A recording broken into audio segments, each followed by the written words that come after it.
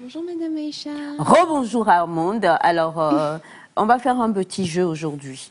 Jacques, si tu es satisfait, tu fais un gros plan sur Armande et quand l'hôte de l'écran, elle comprend que tu veux qu'elle fasse ce que tu veux qu'elle fasse. On est d'accord? Oui. Donc, je reprends. Rebonjour, chère Armande. Rebonjour Madame Aïcha. J'espère que vous allez tous bien sur le plateau et voilà. Ah, c'est bien.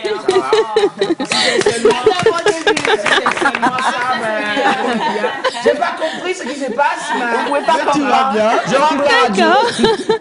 Alors, je suis contente de vous retrouver tous ici présents sur le plateau. Aujourd'hui, on va faire de petits exercices. Je vais vous poser des questions et ensemble, on va emmener les téléspectateurs à rentrer dans le thème d'aujourd'hui. Donc aujourd'hui, on va parler d'équilibre travail-vie. Et voilà, je le disais hier, quand on parle du mois de mai, on parle du mois de travail. Et c'est très important parce que je trouve que nous sommes dans une génération où tout va vite. On n'a pas le temps de prendre soin de nous, on n'a pas le temps de prendre soin de notre santé, on n'a pas le temps de prendre du temps avec nos familles.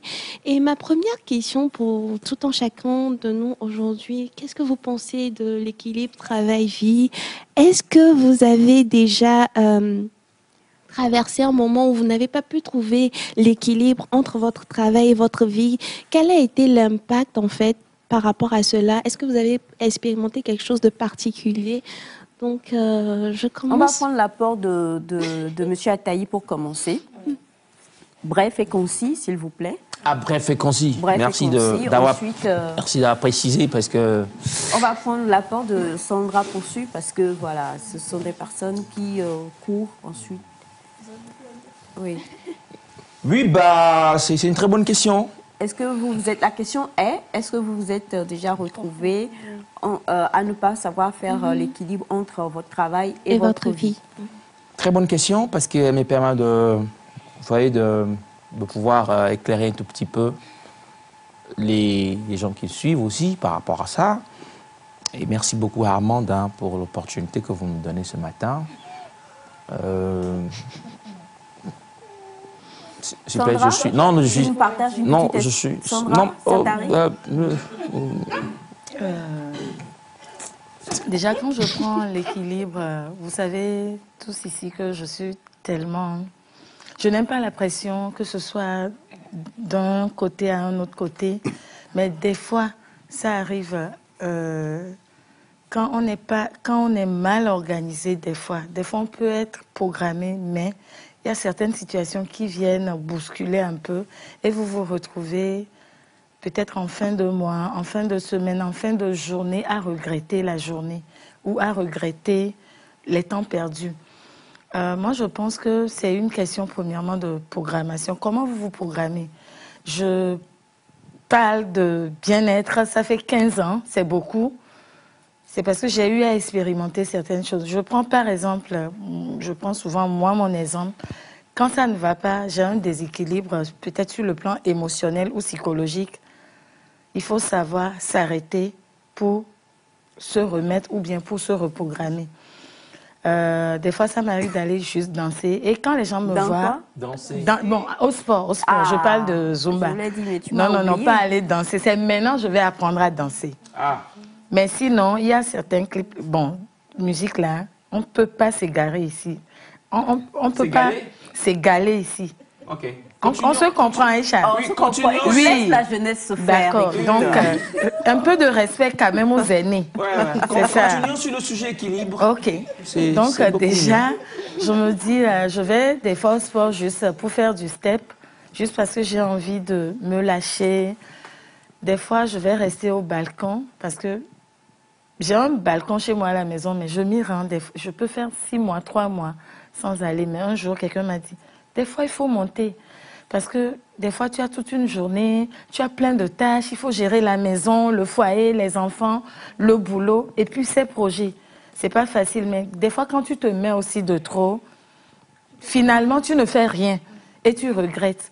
C'est pour ça, il faut s'écouter, il faut s'observer, il faut savoir comment se rejauger pour avoir l'équilibre. Sinon, quand vous n'allez pas bien, ça agit aussi sur la profession. Vous ne donnez pas bonne chose. Merci. Merci. Merci beaucoup. Light qui bouge comme mille feux, je sais pas, elle là. Vous m'avez sauté. Toi, tu es on va prendre Émilie d'abord. Parce que Vous m'avez sauté. je sais qu'Émilie fait plusieurs choses et on l'a assez annoncé sur ce plateau. Émilie vient de rentrer dans une autre phase de sa vie. Oui. Donc, vu que tu faisais plusieurs choses avant, est-ce que tout tournait autour de ton travail alors qu'aujourd'hui, tu viens d'entrer justement dans le foyer? Il y a un foyer à maintenir, il y a des choses à faire. Dis-nous un peu, est-ce que tu t'es retrouvée aussi dans ce genre de situation? C'est travail qui s'est ajouté à travail. Ah ouais, c'est vrai, c'est vrai. C'est travail qui s'est ajouté à travail. Ça fait déjà 2 mois.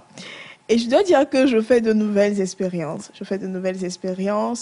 Et c'est les to-do list qui m'aident énormément. Les to-do list m'aident énormément parce que, étant animatrice radio, présentatrice d'événements, voix off, des fois, il y a encore de petites collaborations et tout.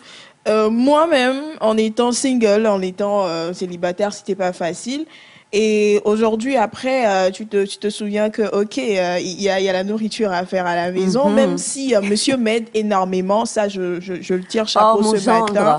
Il m'aide énormément. Applaudissez pour mon gendre. Voilà. Votre gendre, Voilà, quand je reviens, il fait la vaisselle, voilà, moi je fais la cuisine, donc il m'aide magnifique. énormément. Mais au-delà de ça, j'ai commencé par vraiment programmer mes journées. Parce que avant, je me fixais des objectifs et quand je n'arrive pas à les atteindre, je me dis, ok, demain aussi je vais le faire. Mais désormais, je me fixe des objectifs et je sais que je dois les atteindre avant la fin de la journée. Sinon, demain, je sais pas ce qui peut se passer. Sinon, c'est compliqué parce qu'à un moment donné, tu oublies que, ok, tu dois aller prendre la tenue chez la couturière et qu'il y a le dimanche et qu'il faudra aussi programmer le dimanche. Jusqu'à ce que tu ne t'en rendes compte, tu es déjà dans le week-end et tu te rends compte que tu n'as pas fait de sieste durant la semaine. Donc, franchement, avis à ces dames de médias qui veulent se marier, en tout cas, c'est pas facile. Moi, je vais le dire ouvertement comme ça, c'est pas facile parce que si tu sais pas faire aussi, tu n'auras pas le temps pour ton conjoint et là aussi, c'est un gros problème. Voilà. Donc, équilibre, oui, ça m'est arrivé de me dire, je me suis mis dans quoi? Mais voilà quoi, c'est le bonheur. Voilà. Armand. Alors, merci beaucoup pour tous vos apports. Merci beaucoup pour tous vos apports. Cela a été très instructif et ça a permis encore d'étayer plus le sujet. Et j'aimerais dire que ce terme-là, équilibre, travail, vie, est également connu sous un autre terme qui est équilibre, vie professionnelle et vie privée. Et c'est depuis les années 1950, depuis que les ouvriers ont commencé par se battre pour leurs droits, c'est depuis cette année-là que ça a commencé par vraiment prendre son sens parce que les ouvriers n'avaient plus de temps, ils n'avaient plus de temps à passer avec leur famille, ils n'avaient plus de temps à s'occuper d'eux-mêmes, à pouvoir faire de petites activités. Et c'est très, très important de pouvoir, en fait, trouver cet équilibre-là. Et on peut le voir même actuellement en Corée du Sud, où il y a de nombreux cas de suicide. Plusieurs sont en train d'aller vers d'autres pays comme l'Amérique, d'autres pays comme Londres, etc. Tout simplement parce qu'ils n'arrivent plus à supporter la pression du travail en Corée du Sud. Même en Chine, si vous y allez, par exemple, vous allez voir qu'il y a même vers 20h des enfants qui sont encore en tenue d'école. À 20h, qui sont en tenue d'école. Des enfants ou des étudiants? Des enfants, des collégiens. Même les dimanches, vous les voyez en tenue d'école. Dimanche? Oui, dimanche. Je me suis dit, mais qu'est-ce qu'ils sont allés faire? La petite, elle est revenue, je la retrouve pas comme des something. On doit te vidanger. Donc voilà, du coup, vous voyez, la vie a un rythme très, très élevé actuellement et il est très important de prendre soin de sa santé. On voit des gens qui font des burn-out tout simplement parce qu'ils sont stressés, ils sont surmenés, des gens qui se suicident facilement, des gens qui ont des tensions familiales tout simplement parce que le travail prend trop de temps, les enfants qui commettent des délits juste pour attirer l'attention de leurs parents et tout cela en fait qui crée maintenant tous ces problèmes, tous ces vices qu'on retrouve dans la société parce que tout simplement nous on n'arrive pas à trouver l'équilibre entre notre travail et notre vie. Du coup, aujourd'hui, notre conseil sur Nectar, c'est il est très important lorsque vous retrouvez dans ce genre de situation de faire un peu comme tout en chacun l'a dit, de s'organiser. C'est très important. Mon avis, Sandy l'a dit, il faut s'organiser, il faut avoir un emploi du temps. Il faut savoir, prioriser aussi les choses. Je pense qu'il y a ce genre de planning-là qu'on voit un peu sur les réseaux, les choses importantes, les choses urgentes, les choses urgentes mais qui ne sont pas importantes, des choses qui sont importantes mais qui ne sont pas urgentes. Il faut faire ce petit quadrillage-là, essayer de placer chaque activité et ne pas essayer de tout mettre sur un seul jour parce que vous ne pourrez pas le faire et vous allez finir par abandonner, vous allez abandonner ce que vous avez à faire pour pouvoir vaquer peut-être à autre chose. Après, vous allez vous rendre compte que j'ai pas fait ci, je n'ai pas fait ça. Donc, c'est très important de prioriser, de savoir aussi dire non, de savoir dire non par rapport à certains rendez-vous, par rapport à certaines peut-être collaborations, de vous dire non, ce temps, je l'ai prévu pour ma famille, je ne pourrai pas. Il faut vraiment apprendre à le faire et aussi faire des activités sportives. Mon avis, Sandy l'a dit tout de suite, elle va au sport, elle fait du Zumba, elle apprend à danser. C'est aussi très important. Et aussi, voilà, vous avez l'émission Nectar. Vous pouvez, quand vous arrivez au boulot, avec votre petit écouteur, suivre l'émission Nectar, histoire de vous détendre avant de vous plonger dans le bain du travail. Voilà un peu pour vous aujourd'hui. Je suis contente et ravie que tout le monde se soit retrouvé dans le cas, mais je pense que voilà, on va faire des efforts pour s'améliorer. Merci infiniment, ma belle Armande. On parle justement de l'équilibre travail, vie professionnelle, vie privée, travail et la vie, ou alors travail et vie privée. Et c'est vrai qu'il faut savoir il faut donner au travail ce qu'il faut et donner aussi à la vie privée ou ce qu'il faut vraiment, quoi. J'ai adoré Miedi, a dit, mais je me suis mise dans quoi là? Tu t'es mise dans la vie. Dans rien, hein? Tu t'es juste mise dans la vie. Et là, tu n'es pas encore au stade de Sandra, parce que chez Sandra, elle a le côté esthétique, elle a le côté toutes les autres choses, service traiteur, elle a le côté, comment on appelle ça, coiffure, elle a le côté coaching, elle a le côté maman, et elle est maman d'une tribu, elle a le côté sœur, elle a le côté nectar, le côté radio. Elle a tellement de choses. Des fois, je la regarde, je dis, mais. Et puis, les gens, comment quand les gens font, oh, je suis Roro, on parle. Comment elle peut pas. Quelqu'un comme ça, là. Elle peut. Elle peut. Alors, merci beaucoup, ma belle Armande. On est encore et toujours dans le mois de mai. Dit le mois du travail, c'est vrai. Et il faut vraiment trouver un équilibre, qui que nous soyons, où que nous soyons. Des fois, c'est difficile. Et quand Armand parlait, je pense à ici, quoi. Voilà, depuis plusieurs semaines, nos gars sont... ouais.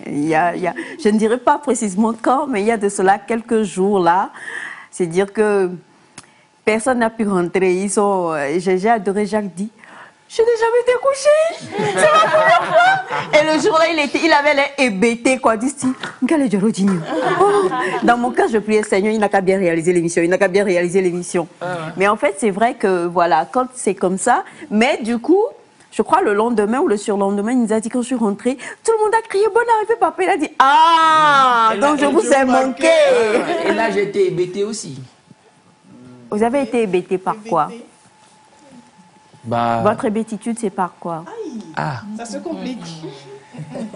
L'hébétitude, en fait, c'est l'attitude de quelqu'un qui est hébété. Je n'en disconviens pas. Maintenant, je veux savoir ce qui vous a hébété.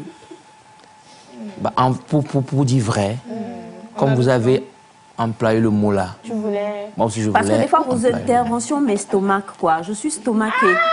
Vous êtes stomaqué? Stomaquée. Et bon, moi. Non, mais félicitations pour une fois. Tu l'as dit clairement. Non.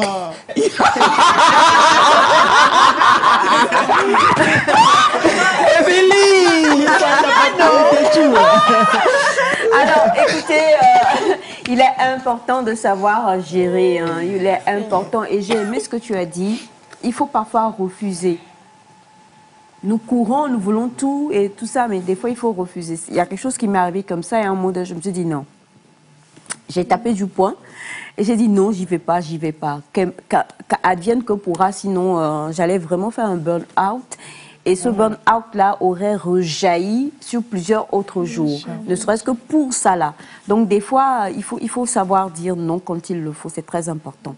Merci beaucoup. J'aimerais bien ajouter quelque chose en ce sens, surtout pour nous qui sommes avides d'opportunités. Avides d'opportunités, tu te dis, voilà quoi, j'aspire aux opportunités, donc je dois prendre ça. Et des fois, tu te retrouves à avoir des collaborations, 3 collaborations sur la même heure, la même date. Et voilà, tu n'arrives pas vraiment à satisfaire les autres. Donc, surtout, faisons de notre mieux pour ajouter sur notre liste le moment de repos. Important, quoi. Il faut que ça soit aussi dans le programme. Parce qu'on oublie que le repos doit faire partie du programme. Voilà, c'est ce que je voulais dire. Merci beaucoup.